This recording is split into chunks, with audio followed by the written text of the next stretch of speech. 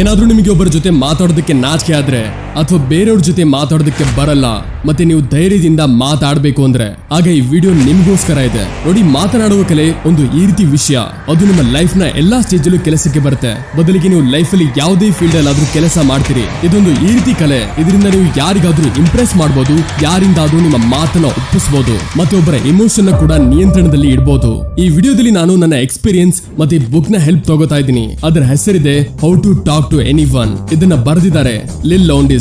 ಈ ವಿಡಿಯೋದಲ್ಲಿ ನಾವು ಮಾತಾಡೋಣ ಹೇಗೆ ಕಾನ್ಫಿಡೆಂಟ್ಲಿ ಬೇರೆಯವ್ರ ಜೊತೆ ಮಾತಾಡಬೇಕು, ಮತ್ತೆ ಎರಡನೇದು ಕಲಿಯೋಣ ಮುಂದೆ ಇರೋನಿಗೆ ಫಸ್ಟ್ ಇಂಪ್ರೆಷನ್ ಹೇಗೆ ಕೊಡಬೇಕು, ಮತ್ತೆ ಮೂರನೇದು ಇದನ್ನ ಕಲಿಯೋಣ ಬೇರೆಯವರಿಗೆ ನಮ್ಮ ಮಾತಿಂದ ಹೇಗೆ ಇಂಪ್ರೆಸ್ ಮಾಡಬಹುದು ಅಂತ, ಮತ್ತೆ ನಾಲ್ಕನೇದು ಮಾತಲ್ಲಿ ಕ್ಲಿಯಾರಿಟಿ ಇರಲ್ಲ, ನಾಲಿಗೆ ತೊದಲಿಸುತ್ತೆ, ಇದನ್ನ ಹೇಗೆ ಸರಿಪಡಿಸೋದು ಎಕ್ಸರ್ಸೈಸ್ ಇಂದ ಕಲಿಯೋಣ. ಐದನೇದು ನಾಚಿಕೆ ಭಯ ಯಾಕಾಗತ್ತೆ, ಇದೊಂದನ್ನ ನೀವು ಅರ್ಥ ಮಾಡ್ಕೊಂಡ್ರೆ ಜಗತ್ತನ್ನ ನೋಡೋ ದೃಷ್ಟಿನೇ ಬದಲಾಗುತ್ತೆ.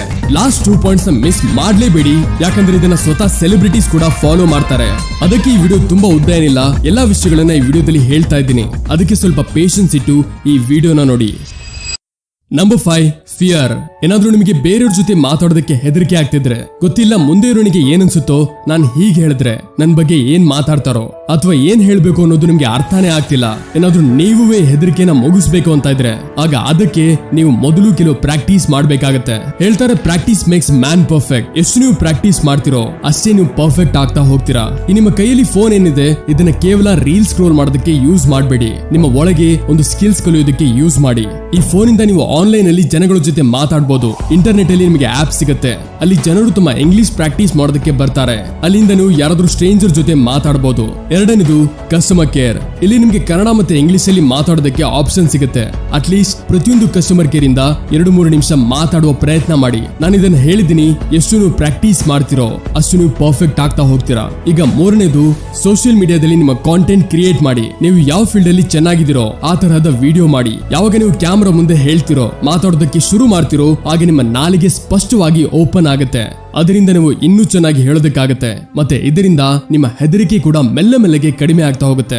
ಸೋಷಿಯಲ್ ಮೀಡಿಯಾದಲ್ಲಿ ಹಾಕ್ತಿರೋ ಬಿಡ್ತಿರೋ ನಿಮಗ್ ಬಿಟ್ಟಿದ್ದು, ಫೋನ್ ಅಲ್ಲಿ ವಿಡಿಯೋ ಮಾಡ್ಕೊಳ್ಳಿ ಸಾಕು. ನಿಮ್ಮನ್ನ ನೀವು ನೋಡಿ, ನೀವು ಹೇಗೆ ಮಾತಾಡ್ತೀರಾ, ನಿಮ್ಮ ಎಕ್ಸ್ಪ್ರೆಷನ್ ಹೇಗಿದೆ, ನಿಮ್ಮ ಬಾಡಿ ಲ್ಯಾಂಗ್ವೇಜ್ ಹೇಗಿದೆ ಅಂತ ಡೈಲಿ ಅದನ್ನೆಲ್ಲ ತಿದ್ಕೊಂಡು ಇಂಪ್ರೂವ್ ಮಾಡ್ಕೊಳ್ಳಿ. ಈ ವಿಡಿಯೋ ಆದ ತಕ್ಷಣ ಮೊದಲು ಕೆಲಸ ಮಾಡ್ಬೇಕಿರೋದೆ ಅದು ರೆಕಾರ್ಡ್ ಯೋರ್ ಸೆಲ್ಫ್. ಕೇವಲ 30 ದಿನ ಮಾಡಿ ನಿಮಗೆ ತುಂಬಾ ಇಂಪ್ರೂವ್ಮೆಂಟ್ ಕಾಣಿಸುತ್ತೆ, ನಿಮಗೆ ಆಶ್ಚರ್ಯ ಆಗುತ್ತೆ. ಅಷ್ಟು ಚೆನ್ನಾಗಿ ಇಂಪ್ರೂವ್ ಆಗಿರ್ತೀರಾ. ನಾನು ಕೊನೆಯಲ್ಲಿ ಹೇಳೋ ಟಂಗ್ ಎಕ್ಸರ್ಸೈಸ್ ಗಳಿಂದ ನಿಮಗೆ ಡಿಫರೆನ್ಸ್ ಕಾಣಿಸುತ್ತೆ ಡೇ 1 ಡೇ 30 ನೋಡಿ. ಒಂದೇ ದಿನದಲ್ಲಿ ನೀವು ಚೆನ್ನಾಗಿ ಹೇಳೋದಕ್ಕಾಗಲ್ಲ. ಕೇವಲ ನೀವೇ ಅಲ್ಲ, ನನ್ನ ಜೊತೆನೂ ಈ ರೀತಿ ಆಗಿದೆ. ಎಷ್ಟು ನೀವು ಜನರ ಜೊತೆ ಮಾತಾಡ್ತಿರೋ, ಕ್ಯಾಮರಾ ಮುಂದೆ ಹೇಳ್ತಿರೋ ಅಷ್ಟೇ ಭಯ ನಿಮ್ಮಲ್ಲಿ ಕಡಿಮೆ ಆಗುತ್ತೆ. Always remember, practice makes perfect. Number 4, flooding smile. ಏನಾದ್ರೂ ನೀವು ಒಂದು ದೊಡ್ಡ ಗಾಡಿಯ ಶೋರೂಮ್ ಅಥವಾ ದೊಡ್ಡ ಕಂಪನಿಗೆ ಇಂಟರ್ವ್ಯೂಗೆ ಹೋದ್ರೆ ಆಗ ನೀವು ನೋಡಿ ಅವ್ರ ಮುಖದಲ್ಲಿ ಸ್ವಲ್ಪ ನಗು ಖಂಡಿತ ಇರುತ್ತೆ. ನೀವು ಮುಖದಲ್ಲಿ ನಗು ಇಟ್ಟು ಬೇರೆ ವ್ಯಕ್ತಿ ಜೊತೆ ಮಾತಾಡಿದ್ರೆ ಆಗ ಮುಂದೆ ಇರೋ ವ್ಯಕ್ತಿಗೆ ಪಾಸಿಟಿವ್ ಸಿಗ್ನಲ್ ಹೋಗುತ್ತೆ. ಅವರಿಗೆ ಅನ್ಸುತ್ತೆ ಈ ವ್ಯಕ್ತಿ ನನ್ನ ಜೊತೆ ಮಾತಾಡೋದಕ್ಕೆ ಇಂಟ್ರೆಸ್ಟೆಡ್ ಇದ್ದಾನೆ. ಅದಕ್ಕೆ ಯಾವಾಗೆಲ್ಲ ನೀವು ನಿಮ್ಮ ಫ್ರೆಂಡ್ ನ ಭೇಟಿಯಾಗಿ, ಸಂಬಂಧಿಕರನ್ನ ಭೇಟಿಯಾಗಿ ಅಥವಾ ನಿಮ್ಮ ಕ್ರಶ್ ನ,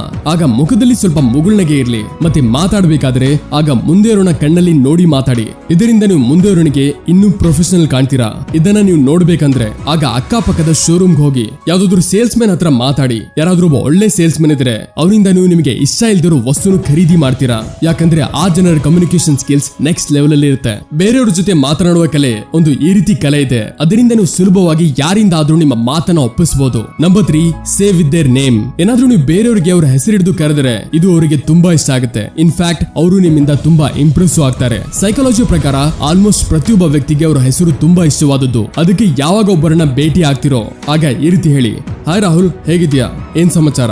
ಏನಾದ್ರೂ ನೀವು ಸ್ಟಾರ್ಬಕ್ಸ್ ಗೆ ಹೋಗಿದ್ರೆ ಅಲ್ಲಿ ನೀವು ನೋಡಿರ್ತೀರಾ, ಅವರು ಪ್ರತಿಯೊಂದು ಕಾಫಿ ಮೇಲೆ ಹೆಸರು ಬರೀತಾರೆ ಮತ್ತೆ ಅದೇ ಹೆಸರಿಂದ ಅವರನ್ನ ಕರೀತಾರೆ.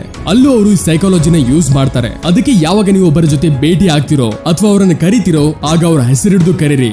ಸ್ವಲ್ಪ ಕಾಮನ್ ಸೆನ್ಸ್ ಇಡಿ. ನಿಮ್ಗಿಂತ ದೊಡ್ಡವರು ಅಥವಾ ನಿಮ್ಮ ಅಪ್ಪನ ಹೆಸರಿಡಿದು ಕರಿಬೇಡಿ, ಇಲ್ಲ ಅಂದ್ರೆ ಮತ್ತೊಂದ್ ಸರಿ ಬೇರೆಯವ್ರ ಜೊತೆ ಮಾತಾಡುವ ಲಾಯ್ಕ್ ಇರಲ್ಲ.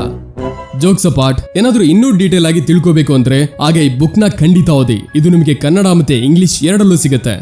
ನಂಬರ್ 2, ಮಾತಾಡುವಾಗ ನಾಲಿಗೆ ಬರಲ್ಲ, ಮಾತಲ್ಲಿ ಸ್ಪಷ್ಟತೆನೇ ಇರಲ್ಲ, ನಾಲಿಗೆ ತೊದಲಿಸುತ್ತೆ ಅಂತ ತುಂಬಾ ಜನ ಮಾತಾಡೋದಕ್ಕೆ ಭಯ ಮತ್ತೆ ನಾಚಿಕೆ ಪಡ್ತಾರೆ. ಅವರು ನಾನು ಈಗ ಹೇಳೋ ಈ simple and most effective tongue exercise ನ ಡೈಲಿ ಮಾಡ್ಲೇಬೇಕು.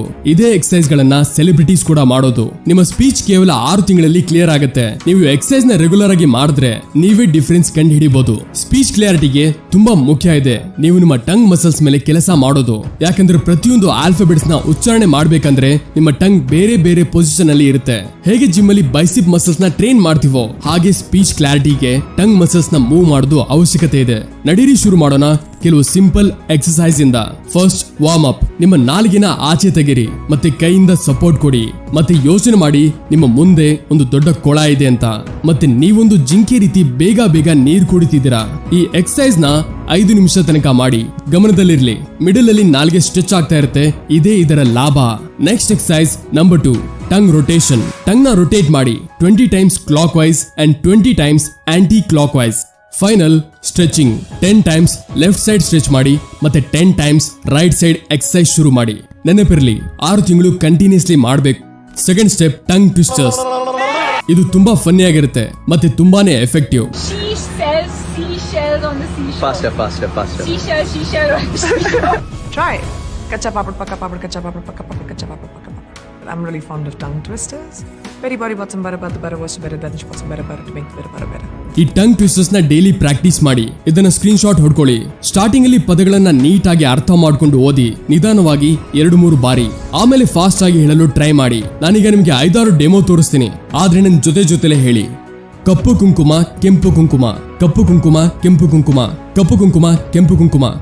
ರೈಲು ಲಾರಿ ರೈಲು ಲಾರಿ ರೈಲು ಲಾರಿ. ಸಂಪಂಗಪ್ಪನ ಮಗ ಮರಿ ಸಂಪಂಗಪ್ಪ, ಮರಿ ಸಂಪಂಗಪ್ಪನ ಅಪ್ಪ ಸಂಪಂಗಪ್ಪ, ಸಂಪಂಗಪ್ಪನ ಮಗ ಮರಿ ಸಂಪಂಗಪ್ಪ, ಮರಿ ಸಂಪಂಗಪ್ಪನ ಅಪ್ಪ Sampangappa. Flash message flash message flash message. Black background brown background, black background brown background, black background brown background. 6 sticky skeletons, 6 sticky skeletons, 6 sticky skeletons. She sails seashells by the seashore. She sails seashells by the seashore. She sails seashells by the seashore. ಇದನ್ನೆಲ್ಲ ಮಾಡಿದಾಗ ಯಾರ್ಯಾರಿಗೆ ನಾಲ್ಗೆ ಸರಿಯಾಗಿ twist ಆಯ್ತು comment ಅಲ್ಲಿ S R no ಅಂತ ತಿಳಿಸಿ. Third, pen exercise. ಇದನ್ನ ಸೆಲೆಬ್ರಿಟೀಸ್ ಕೂಡ ತುಂಬಾ ಯೂಸ್ ಮಾಡ್ತಾರೆ ಸ್ಪಷ್ಟವಾಗಿ ಮಾತಾಡೋದಕ್ಕೆ. ಇದು ಕೂಡ ತುಂಬಾ ಎಫೆಕ್ಟಿವ್. ಡೈಲಿ ತಪ್ಪದೆ 2-3 ನಿಮಿಷ ಬುಕ್ ಓದುವಾಗ ಮಾಡಿ ಸಾಕು. ಬಾಯಲ್ಲಿ ಪೆನ್ ಇಟ್ಟು ಓದಬೇಕು, ಆಗ ನಿಮಗೇನೆ ಮಾತಿನಲ್ಲಿ ತುಂಬಾ ಕ್ಲಾರಿಟಿ ಕಾಣಿಸುತ್ತೆ ಇನ್ಸ್ಟೆಂಟ್ಲಿ. ಈ ಎಲ್ಲಾ ಟಂಗ್ ಎಕ್ಸರ್ಸೈಸ್ ನ ಮಾಡಿ ಖಂಡಿತ 30 ಡೇಸ್ ಆದ್ಮೇಲೆ ಕಮೆಂಟ್ ಮಾಡ್ಲೇಬೇಕು ರಿಸಲ್ಟ್ ಹೇಗಿದೆ ಅಂತ. ಮಾಡ್ತೀರಾ ಅಲ್ವಾ? ಇದರಿಂದ ತುಂಬಾ ಜನಕ್ಕೆ ಹೆಲ್ಪ್ ಆಗುತ್ತೆ. ನಿಮಗೆ ನಾನೊಂದು ಕತೆ ಹೇಳ್ತೀನಿ. ಇದು ನನ್ನಂತ ನಿಮ್ಮಂತ ಹಲವಾರು ಜನರ ಜೊತೆ ನಡೆದಿರುತ್ತೆ. ಬೆಳಗ್ಗೆಯ ಸಮಯ ಮತ್ತೆ ನಾನು ಬಸ್ ಸ್ಟಾಪ್ ಅಲ್ಲಿ ನಿಂತಿದ್ದೀನಿ. ನಾನು ನಿಂತಿದ್ದೀನಿ, ನನ್ನ ಕೈಯಲ್ಲಿ ಬ್ಯಾಗ್ ಇದೆ ಮತ್ತೆ ನನಗೆ ಸಡನ್ ಆಗಿ ಫೀಲ್ ಆಯ್ತು ನನ್ನ ಶರ್ಟ್ ಅಲ್ಲಿ ಒಂದು ಚಿಕ್ಕ ಕರೆ ಇದೆ. ಶರ್ಟ್ ಸ್ವಲ್ಪ ಕೆಡ್ದಾಗ ಕಾಣ್ತಿದೆ. ನಾನು ಯೋಚಿಸೋದಕ್ಕೆ ಶುರು ಮಾಡ್ತೀನಿ, ಏನಾದ್ರೂ ಜನ ನನಗೆ ನೋಡ್ತಿದಾರ? ನನಗನ್ಸ್ತಿದೆ ಎಲ್ಲರ ಗಮನ ನನ್ ಮೇಲೆ ಇದೆ ಮತ್ತೆ ಬಹುಶಃ ಒಂದಿಬ್ರು ಮನಸ್ಸಲ್ಲೇ ನಗ್ತಾನು ಇರ್ತಾರೆ. ಬಸ್ ಬರುತ್ತೆ ಮತ್ತೆ ನಾನು ಎಲ್ಲಕ್ಕಿಂತ ಹಿಂದೆ ಸೀಟಲ್ಲೂ ಕೂತ್ಕೋತೀನಿ, ಯಾಕಂದ್ರೆ ನನ್ಗೆ ಯಾರು ಜಾಸ್ತಿ ನೋಡ್ಬಾರ್ದು ಅಂತ. ಈಗ ನಾನು ಕಾಲೇಜ್ ಅಥವಾ ಆಫೀಸ್ ಕಾರಿಡಾರ್ ಅಲ್ಲಿ ನಿಂತಿದ್ದೀನಿ. ನಾನಿವತ್ತು ಒಂದು ಒಳ್ಳೆ ಐಡಿಯಾ ಯೋಚಿಸಿದ್ದೆ, ಅದನ್ನ ನಾನು ಶೇರ್ ಮಾಡಬಹುದಾಗಿತ್ತು. ಆದ್ರೆ ಮತ್ತೆ ತಲೆಯಲ್ಲಿ ಅದೇ ಪ್ರಶ್ನೆ ಬಂತು, ಏನಾದ್ರೂ ಜನ ನನ್ನ ಮಾತನ್ನ ಬೇಡದಿರೋ ವಿಚಾರ ಅನ್ಕೊಂಡ್ರೆ? ಮತ್ತೆ ನಾನು ಏನು ಹೇಳಿಲ್ಲ, ಕೇವಲ ಸುಮ್ನೆ ಕೂತಿದ್ದೆ. ಈಗ ನಾನು ಕೆಫೆಟೇರಿಯಾ ಕ್ಯಾಂಟೀನ್ ಅಲ್ಲಿ ಇದ್ದೀನಿ, ನನ್ನ ಫ್ರೆಂಡ್ಸ್ ಗಳು ಜೋಕ್ಸ್ ಮಾಡ್ತಿದ್ದಾರೆ ಮತ್ತೆ ನನ್ ಮೈಂಡ್ ಅಲ್ಲಿ ಒಂದು ಮಸ್ತ್ ಆಗಿರೋ ಪಂಚ್ ಲೈನ್ ಬಂತು. ಆದ್ರೆ ನಾನು ಹೇಳೋದಕ್ಕಿಂತ ಮೊದಲೇ ಯೋಚಿಸಿದೆ, ಎಲ್ಲಾದ್ರೂ ಇದು ಬೇರೆಯವ್ರಿಗೆ ಫನಿ ಅನ್ಸಿಲ್ಲ ಅಂದ್ರೆ ಅಥವಾ ನನ್ನೇ ಕಾಮಿಡಿ ಪೀಸ್ ಮಾಡ್ಬಿಟ್ರೆ? ಅದಕ್ಕೆ ನಾನು ಮತ್ತೆ ಸುಮ್ಮನೆ ಇರೋದು ಒಳ್ಳೇದು ಅನ್ಕೊಂಡೆ. ಆದ್ರೆ ಸ್ವಲ್ಪ ಹೊತ್ತಲ್ಲೇ ಮತ್ತೊಬ್ಬ ಯಾರೋ ಅದೇ ಸೇಮ್ ಪಂಚ್ ಲೈನ್ ಹೇಳ್ತಾನೆ ಮತ್ತೆ ಎಲ್ಲ